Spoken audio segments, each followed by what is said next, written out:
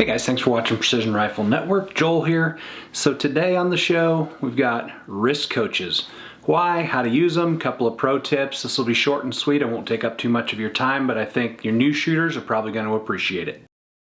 All right guys, what we have here is just a simple wrist coach. This is a quarterback's wrist coach. I think I got it from Academy Sports or something like that. And this is the cheapest, simplest route that I've found.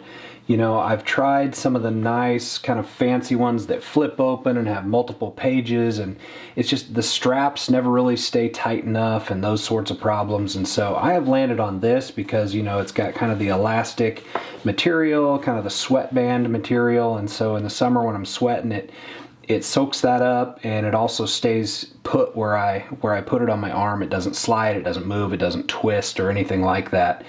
And so what I do is I cut 3x5 cards and I throw them inside of here. And then there's a couple of methods. Now I started with a grease pencil, right? And I can write on here whatever I need to write for my dope. I have no idea what that X is. I was gonna write dope, and then my brain just went, nope, you do something else, idiot.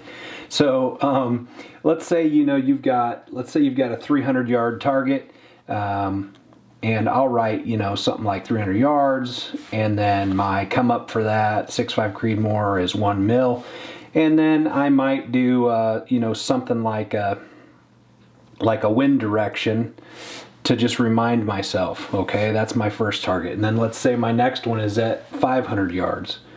Okay, so I'll do 500 yards, and my come up is 2.6 on that, and I'll do a wind direction just to remind myself. So that's just one way to do this. Now the problem that I've had with this, with grease pencils, is this right here, especially in the summer, is that I've got this thing on and everything's hot, and especially if my hand gets wet or something like that, and I brush up against this, all of a sudden I can easily smear or wipe off my dope.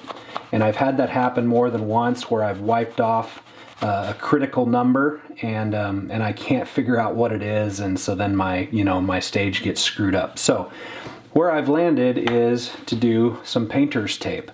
And so I'll just take some of this, whatever color you want, painter's tape, and I'll just take some of it and I'll throw it right here on top like this. For each stage I'll just put a new piece of tape, and then I'll take a Sharpie marker and I'll write it on there. Right, 300 yards is my first target, 1 mil, and I'll do a wind direction. Okay, 500 yards, 2.6 or whatever it was, and a wind direction. This helps me, and it makes it easier, because then when I'm done with that particular stage, I can just rip this off and I can throw it away and stick on a new piece of tape for my next stage. I found that to be super helpful, and I thought I'd pass that along to you guys. Now for a little pro tip on this. You may have noticed that I started at the bottom and started writing my dope up. So I picture this like my field of fire out in front of me, my down range. And so my closest targets are at the bottom, closest to me, and then I work my way up and out the further the distance is.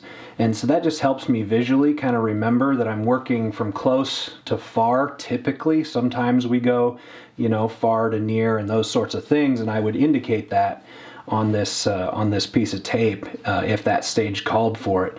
But I found it helpful to start down here at the bottom and work my way out and up, as opposed to kind of top, left, right to the right, and down like we typically do when we're writing something.